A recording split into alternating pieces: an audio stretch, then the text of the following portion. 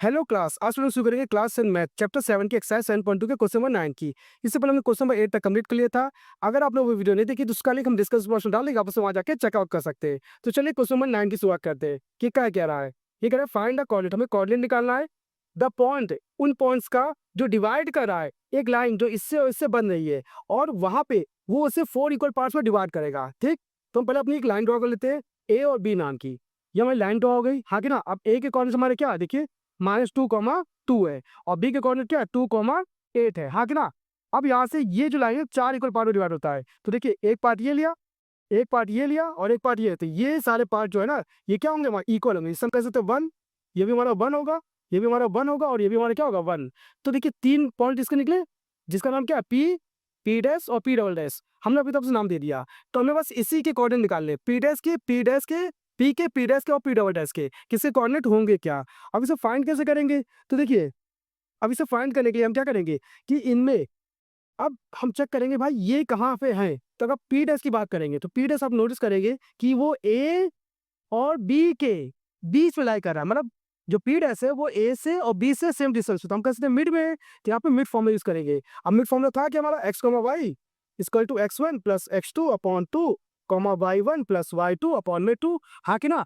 अब हमें पता है पी डैश मिड में लाई कर रहा है, तो हम लिखेंगे पी डैश लाई बिटवीन, और मिड लिख दे मिड है, मिड में क्या ना, बिटवीन मिड किसमें, ए और बी के, ए टू बी में। तो अगर मिड में लाई कर तो हमें पता है ये फॉर्मूला यूज करेंगे, तो हम इसे कोऑर्डिनेट निकाल सकते हैं। X comma y equal to क्या होगा x1 प्लस x2, मतलब ये हमें पता है ना, ये हमारा x1 होगा, ये y1 होगा, ये x2, ये y2। तो हम फॉर्मूले पुट करेंगे, तो x1 कितना -2 है और ये +2, तो क्या आएगा -2 + 2 अपॉन 2, इस फॉर्म में रखा। फिर y1 कितना 2, y2 कितना a अपॉन में 2, सॉल्व करेंगे देखिए 0 हो जाएगा, हाँ कि ना। और यहाँ पे 8 और 10 0 से डिवाइड कितना 5, तो हम कहेंगे 0,5, जो हमारे कोऑर्डिनेट आ जाएंगे किसके, पी डैश के। तो हम लिख सकते हैं 0,5, हाँ कि ना। तो पहला हमको पॉइंट मिल गया पी डैश का, इसलिए हम पी को निकालेंगे। तो आप नोटिस करेंगे जो पी है ना वो लाई कर रहा है between A and P dash. A और पी डैश के बीच में कौन लाई कर रहा है, हमारा लाई कर रहा है क्या, पी। अब इस पी को कैसे फाइंड करेंगे, तो पी को फाइंड करने के लिए फिर से हम इसी फॉर्मूले का यूज करेंगे। तो हमारा फॉर्मूला क्या था, पहले लिख लेंगे पी लाई बिटवीन मिड में किसके, देखिए ए और पी डैश के, हाँ कि ना। तो हम कह सकते हैं भाई हम ये फॉर्मूला यूज करें, तो फॉर्मूला क्या हमारा एक्स कॉमा वाई, हमें पता है कि हमारा x1 y1 ये x2 और ये y2 बन जाएगा, हाँ कि ना। तो फिर से हम अपने फॉर्मूले में रखेंगे, तो हमारे देखिए x1 क्या है -2, x2 क्या है 0 अपॉन 2 कमा x2 हमारे कितना, y1 कितना है 2 और y2 कितना 5 अपॉन में 2। सॉल्व करेंगे तो देखिए -2 + 0 कितना है -2, 2 से डिवाइड कितना आएगा 1 आएगा, मास का 1, हाँ कि ना। यहाँ पे इसको सॉल्व करें तो 5 2 7 7 अपॉन 2 आ जाएगा। तब कहेंगे कि भाई हमारे जो कोऑर्डिनेट निकलेंगे वो क्या निकलेगा -1, 7/2। तो हमारे पी डैश से जो कोऑर्डिनेट निकले वो निकले -1, 7/2, हाँ कि ना। फिर इस तरह से इसकी वैल्यू आ गई। अब हम फाइंड करेंगे पी डबल डैश की वैल्यू, कि भाई पी डबल डैश की वैल्यू कितनी होगी हमारी।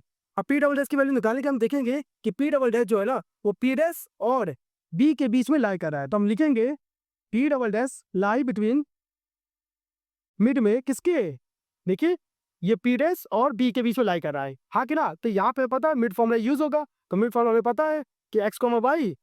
अब देखिए यहाँ पे x1 क्या होगा ये, y1 क्या होगा ये, x2 क्या होगा ये, y2 क्या है ये। अब इसे हम इसमें पुट करेंगे, तो देखिए x1 के लिए क्या लिखेंगे 0, तो 0 प्लस x2 कितना 2 अपॉन में 2 कॉमा y1 कितना हमारा 5, ठीक है, प्लस y2 कितना हमारा 8 है अपॉन में 2। सॉल्व करेंगे तो कितना आएगा 0 + 2 2 अपॉन 2 कॉमा 8 5 13/2। सॉल्व में कितना आएगा 1 कॉमा 13/2। तो हम कह सकते हैं कि पी डबल डैश वाला इसकी जो वैल्यू आएगी वो क्या आएगा 1 कॉमा 13/2। तो इस तरह से हमारे तीनों कोऑर्डिनेट आ जाएंगे, ये और ये। तो इस तरह से कह सकते हैं कि हमारी इस तरह से ये प्रॉब्लम सॉल्व होती है। अगर आपके पास मैथ से रिलेटेड कोई प्रॉब्लम है तो हमारी वीडियो में कमेंट करके हम बता दीजिएगा, उसको सेशन आपको बता देंगे। तो आज की क्लास के लिए धन्यवाद।